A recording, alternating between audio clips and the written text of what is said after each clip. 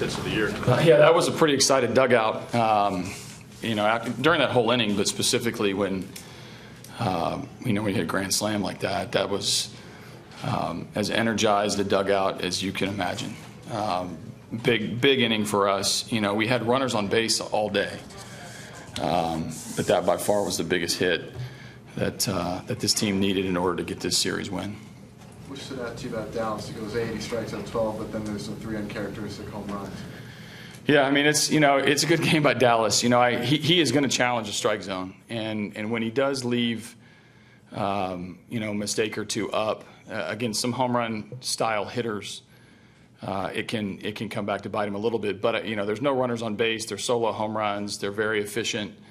Obviously, he doesn't want to do that. He doesn't like it. But all in all, they tell you solo home runs don't beat you. It didn't beat us today. But he really was locked in the strike zone, and sometimes that's going to come with some contact. What about the hustle by Altuve that kept that inning alive before Lowry?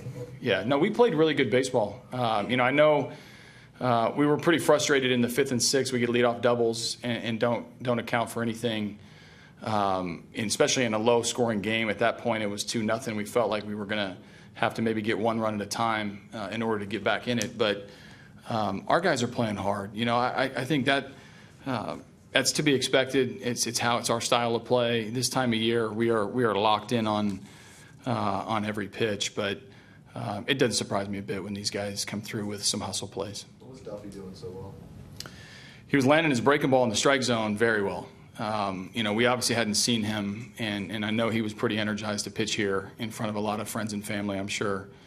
We just couldn't figure out his breaking ball. He would throw fastballs early in the count, try to get ahead, and then had 2 different breaking balls, one that was a little bit more landing in the strike zone, and a couple of put-away pitches. It looked like pretty sharp pitch. Our guys were locked up a little bit. And obviously we had him a couple times where he had to pitch out of the stretch, but he kept battling, did a good job. What about the concept of the length of a lineup? Springer return, he's a contributor on his own, but when you add it up with all 9 guys and Lowry hitting well, how does the length show? It's a big deal because we've got some threats at the bottom of the order that conceivably could hit higher in the order. And I think it's something that I've talked about all year about why I don't really care about the order as much as maybe other people do, because I feel like how it functions is really important. We get contributions from throughout, and even the big inning that started. Is started by Gomez in the 6th hole, and then we go through 7 hole, we go through an 8 hole, we get a pinch hit by Tuck for a walk, and it rolls the lineup around. And obviously when we roll the lineup around and it's either Springer or it's Altuve, when Lowry's swinging the bat the way he's swinging, those are run production opportunities as well because of what the bottom of the order is doing. So I think if you can continue to make it tough on the pitcher, that we're a threat, and B, you're going to get contributions from them, which we have. We can be a tough lineup. It's a small sample size, but so far the extra guys on the bench seems like it's paying dividends for you right now. Oh yeah, no. I mean, September is miserable on the defensive side because you can't get the matchup on the pitching side. But when you have those type of resources where you get Marisnick to pinch run as the tying run, he ends up coming up with a big at bat. Messes up the bunt. And if you're going to mess up the bunt, it's required to hit a homer. And so he did that.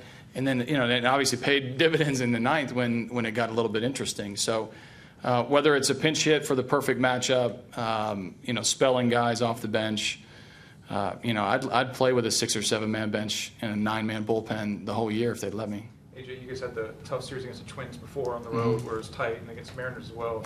You dig this one out. How do you feel about the team right now going into this pretty huge road trip? Yeah, no, we feel good. I mean, I don't think that anyone in that clubhouse differentiates between game by game. I mean, these are all important games. We know exactly where we sit. We know exactly the opportunity that we have, and so we don't really make any one game bigger than the other. We're going to go wear our gray uniforms. I get the curiosity over how well we're going to play on the road. I think a win like this could certainly pay dividends as we get out on the road against Oakland.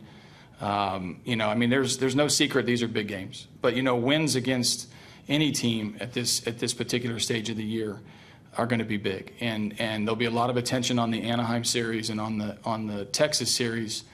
But Oakland plays pretty hard, and they play us tough. And it's been a difficult place for the Astros to play, over the last few years. So we can't afford to look at it as a big road trip. We got to look at tomorrow's game against DuBron as the most important game of the year. But with the lineup and the rotation, the bullpen, overall, you do like Sets it? up great. No, I think we're ready. We're ready for the next game. We'll peel it off the calendar and see where we end at the end of the night. I think one of the things our guys have done, and it's very fortunate we have a few off days during this month. We have a lot of energy. We're very fresh. Our bullpen's in good shape. Our starters are now on a 5-man rotation. We've got everything, including the capabilities to win tomorrow's game, which is all that matters. Does that off day make it a little more palatable to bring in Gregerson, back-to-back days, so even for 1 out? No, I mean, the off day had nothing to do with it. We needed to close the game and be done with it, and it was a good matchup for him. I know he had, extended pitches last night, which is one of the reasons I didn't opt to use him. I had him up, and then the home run, and we get the 5-run lead. I wanted to go to somebody different to try to save a few bullets, but I'm not going to save bullets and threaten the game. So it was his job to come in and close the game.